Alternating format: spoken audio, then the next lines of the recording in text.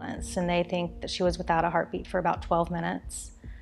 Nora was on life support and in a medically induced coma for 5 days at the Children's Hospital.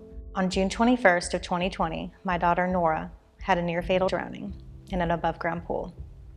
We went over to a friend's house for a birthday party. It was her best friend's second birthday.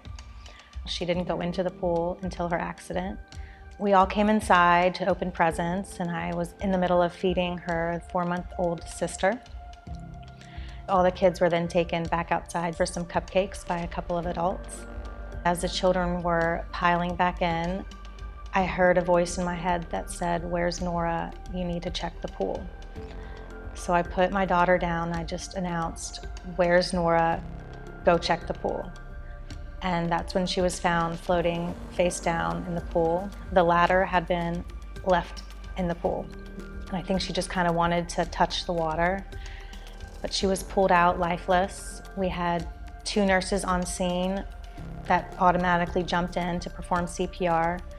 911 was called. She was rushed to the Children's Hospital of Richmond at VCU. She arrived 18 minutes later. They did get her heartbeat back in the ambulance, and they think that she was without a heartbeat for about 12 minutes. Nora was on life support and in a medically induced coma for 5 days at the Children's Hospital.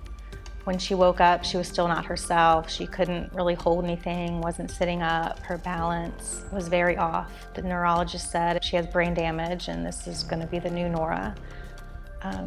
We had a community with us, behind us, praying over her, and she just had a miraculous recovery. There was just one day she just flipped, and she was just her crazy self and standing up in the bed and starting to run around the hospital.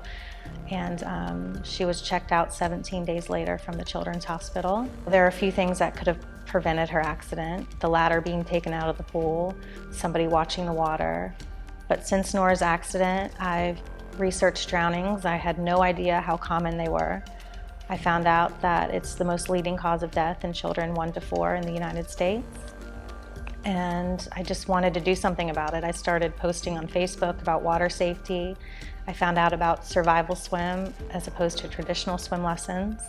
I signed my daughters up for that. And then 3 years later, I was able to get certified with Infant Aquatics and not only advocate for water safety, but be in the pool and teaching kids about water safety, which I love.